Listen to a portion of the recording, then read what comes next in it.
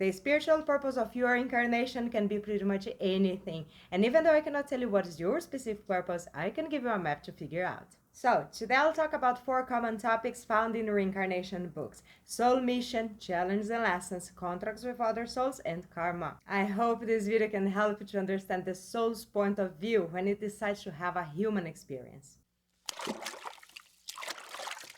In spirituality, Earth is known as a school of limitations and dualities. Limitations because of all the social conditioning and limiting beliefs that we have, and dualities because everything here seems to have two opposite parts, like male and female. We might not realize it, but they belong to the same energy. Besides these two topics, the souls also plan specific things they want to explore on this planet. The intention is to learn and expand through these experiences so they can evolve to higher levels of consciousness. Your soul mission is the main goal for your incarnation, and you might have more than one. If you want to know what's your mission, think about the most remarkable aspects of your life, good and bad ones. The special parts of your personality and your natural talents are a gift to the people around you and to the world. Your struggles, especially the ones that are recurrent in your life, are your biggest lessons here. Not everybody has a mission on a global scale, but the way I see it, the main goal serves a purpose on both levels, individual and collective.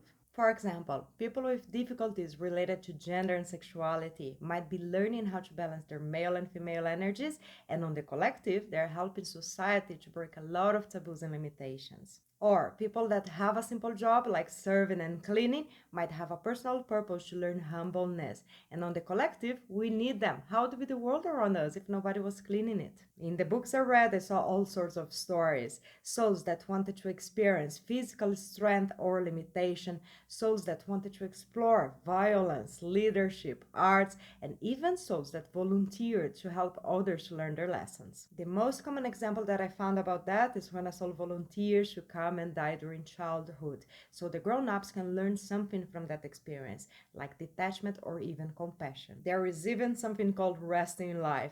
If you never heard about it, it happens when the soul had so many difficult reincarnations that it decides to take a break from the lessons and just have an easy and relaxing experience. It is hard to cover everything because it's a very wide subject. So if you want to learn more, I recommend you to read about past life hypnotherapy sessions. Michael Newton's books, Journey of Souls and Destiny of Souls, are great material to get started, and they'll help you to understand better how it works. When you go to the university and you choose to study a certain field, you have a curriculum with all the subjects that you need to learn to get your degree, right? The same happens when your soul decides to come to Earth. It chooses the main mission, and to complete it, it has to go through challenges and learn with them. And sometimes the souls choose extra lessons so they can progress further. I remember reading in one of Michael Newton's books, the ones I just mentioned, one of his clients described the process of choosing difficulties as picking up marbles to fill a bowl, and some souls pick up too many of them. I always say in my videos, if you have a pattern that repeats itself over and over again in your life, ask yourself what you should learn with that.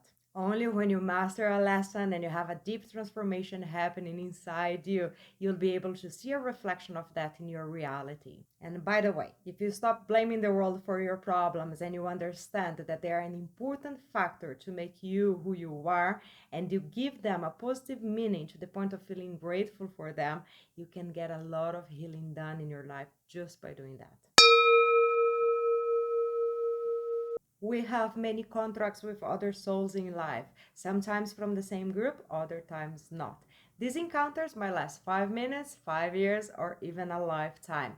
Every time you meet someone that has a huge impact on you, positive or negative, be sure you have a contract with him or her. In each life, we play different roles with different souls so we can grow as much as we can with each other.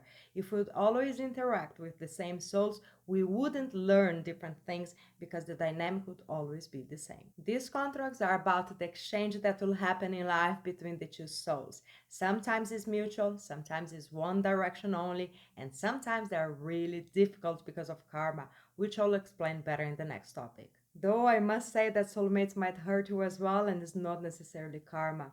In one of her books, Dolores Cannon tells the story of a man that went for a session because he wanted to understand why he was stabbed by three strangers and left on the street to die. During the session, when Dolores accessed the guy's higher self, it said something like, "All those three, they're his best friends. They rehearsed many times in the astral world when he was sleeping so they could make it happen in his physical life." The higher self explained as well that the guy was on a very different path from what his soul wanted.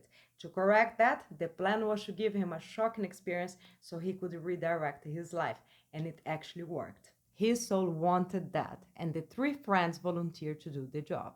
It is crazy how soul logic and human logic are so different sometimes. Luckily, these sessions are recorded, otherwise, people wouldn't believe it.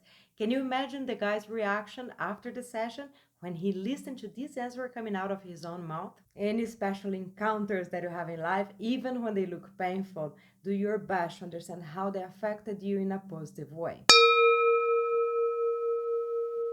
A lot of people talk about karma, but not many really understand what it is. The general idea is that karma is the payment for something bad, and that's not how it works. We are used to the idea of judgment and punishment, but they do not exist in the spirit world. I know it took me some time to understand and accept that as well. In all the spiritual books that I read, and from my personal experience with the light beings in the other side, I can tell you they love us unconditionally. It doesn't matter what we do. They don't judge us, they guide us to grow spiritually. We are the ones that judge ourselves about the things that we could have done better. So, what is karma then? It is about balancing energies. Remember, it is a school of dualities. So, to master each aspect of it, we need to experience both sides. In this way, we can understand the whole. You cannot comprehend light if you don't experience darkness. You cannot learn how life is precious if you don't experience being taken away from you for a stupid reason.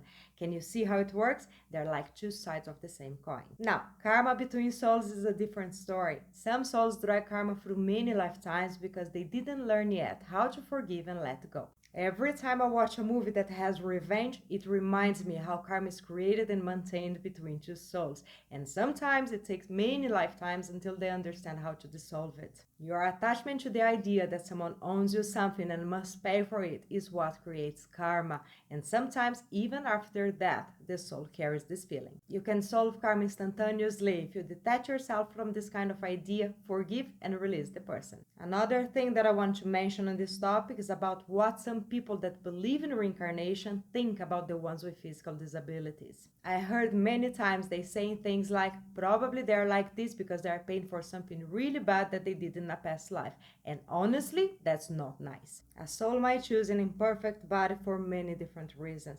Think about it. This human experience is already hard enough. Can you imagine how much harder it is for them? To me, they are an example of strength and determination. So please, let's be less judgmental and have more compassion towards each other. And let's learn and practice more unconditional love.